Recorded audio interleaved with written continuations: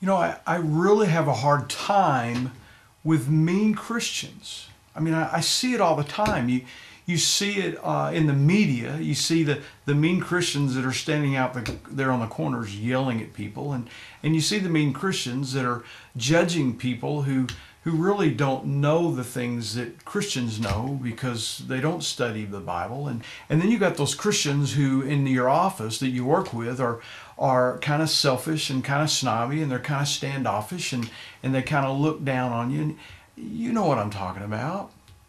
You've been around Christians like that. You know, the only time in Scripture where you actually see Jesus getting mad at people, Jesus wasn't getting mad at the non-believers who were carrying on their life in a non-believer way. Jesus got mad at the believers who were being too religious and looking down on the people that didn't believe. They were treating them terribly. They were looking at them pridefully. And that's the only time that you see Jesus get angry at other people. The world says, people who aren't Christians say, you know, we like Jesus. We like who he is. We like what he stands for. But we really don't like people that follow Jesus. So why do you think that is? I mean, if we're a Christian, aren't we supposed to be acting like Christ? And if we're acting like Christ, then wouldn't people like us like they like Christ? So why is it that Christians are mean? I think first of all, the main reason is that a lot of people know of Jesus, but they don't know Jesus. Now what I mean by that is they spend a lot of time studying Jesus and who he is. They go to church all the time. They go to Bible studies. They have their own time with God, but they look at it as a set of rules and religious things that they need to go about obeying to earn God's favor, but they're not building a relationship with Jesus.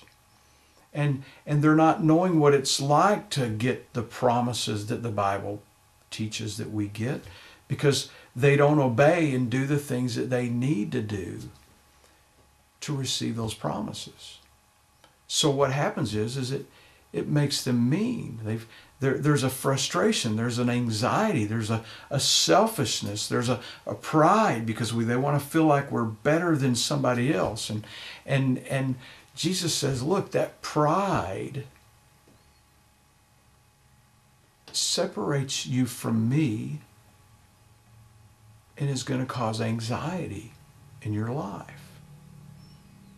And if you're humble and you're thankful that you have a relationship with God through Jesus Christ, and you live your life through that thankfulness, through that relationship, and instead of through the religiousness of it, that humility is what's going to give you that peace and that joy and that understanding. See, it really comes from the inside. It's why you do the things on the outside, not if you do the things on the outside. If it's about loving and worshiping God and building that relationship with God, that attitude is going to make you become a kind and loving person. Jesus says, look, there's one very simple rule. Christianity is really simple. If you want to be Christ-like, if you want to act the way Christ acted, then Jesus gave us what we call the golden rule. Jesus said, do to others what you would like them to do for you. And you notice that's an action, the doing. Go do to others what you would like them to do for you. And then Jesus follows that up with this. He says, basically, the Bible that you have, the essence of every single thing that's written in that Bible about how a Christian is to live their life falls under that rule of do to others as you would have them do to you. It's kindness, it's love, If you want to stop being a mean Christian, then do to others the way you would have them do to you.